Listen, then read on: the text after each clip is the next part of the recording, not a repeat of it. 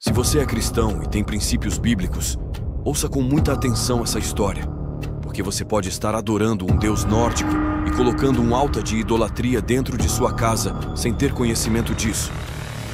O costume do povo antigo, dito pelo profeta Jeremias, já colocava em prática o uso do que conhecemos hoje como árvore de Natal.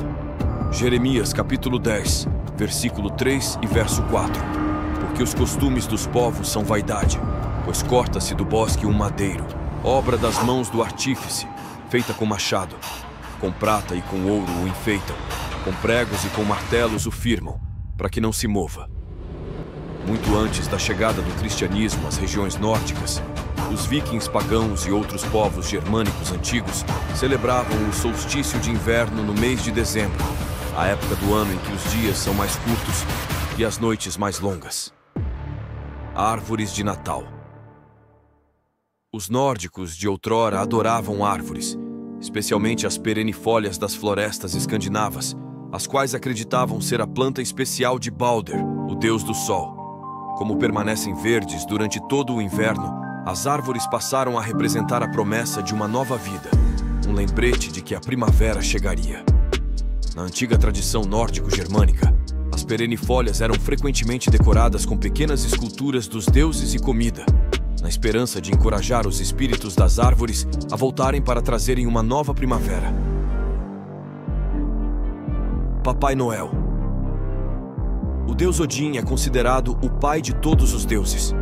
Descrito como um velho barbudo de chapéu e capa, Odin costuma cavalgar em seu cavalo de 8 patas, Sleipnir, pelos céus durante as noites do solstício de inverno, entregando presentes a OS que estavam no solo. Soa familiar? Embora possa ser argumentado que o nosso Papai Noel seja a fusão de antigos mitos, lendas e folclore, a semelhança e a conexão com o deus nórdico é defendida por vários historiadores, ou seja, para eles, Odin é o Papai Noel original. Contam os historiadores que o dia 24 de dezembro, dia do solstício de inverno, em que o sol está mais longe da terra, o xamã acendia uma grande fogueira e todos os integrantes da tribo se reuniam em torno dela para pedir aos deuses, em oração, paz, sabedoria, vida longa e fartura. Em toda aquela paisagem branca, a única coisa que destoava era o verde vivo dos pinheiros, que eram enfeitados com velas para a ocasião. O líder espiritual então escolhia o melhor de seus guerreiros e o mandava caçar o maior urso branco que habitasse por aquelas terras. Símbolo da força inabalável dos vikings, o animal seria sacrificado e oferecido aos deuses. O guerreiro então saía em seu trenó puxado por renas e voltava algumas horas depois com a barba e os cabelos cobertos por flocos de neve, o que lhe atribuía a aparência de alguém de bem mais idade. Diante de todos os integrantes da tribo, eles exibiam a caça e, como parte do ritual, retiravam a pele do urso e se cobriam com ela. A parte branca, dos pelos, em contato com a pele para aquecer do frio intenso, e a parte vermelha e sangrenta para fora. E então, todos comiam, bebiam e dançavam, festejando a fartura e a força do povo viking. Então por que o Natal é comemorado no dia 25 de dezembro?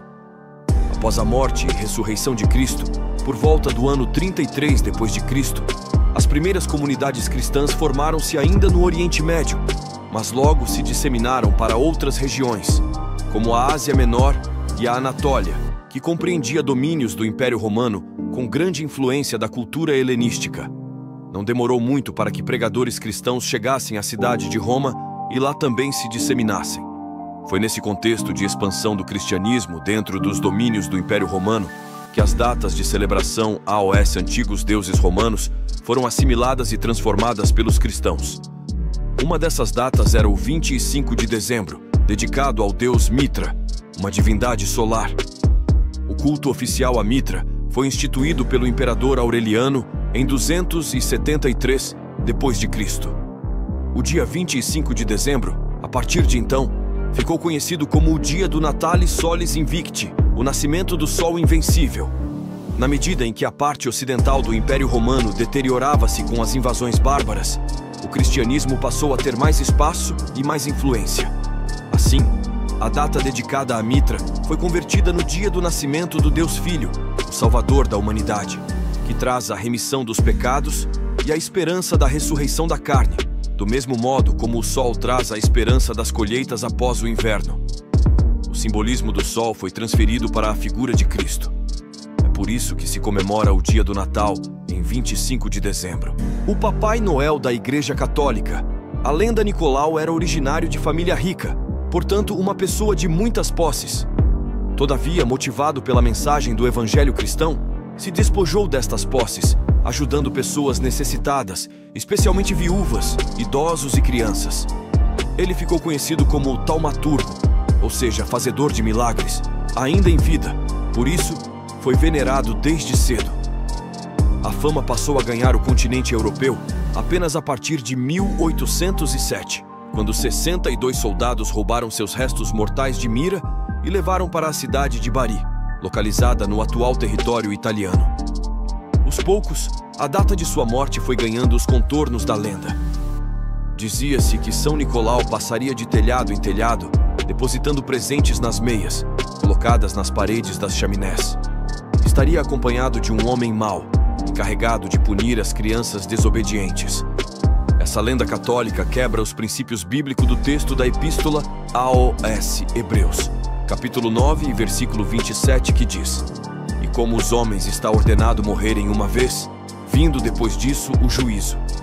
Se quer saber mais, deixe seu comentário e siga nosso perfil. A Bíblia Responde Oficial, para a parte 5 deste vídeo.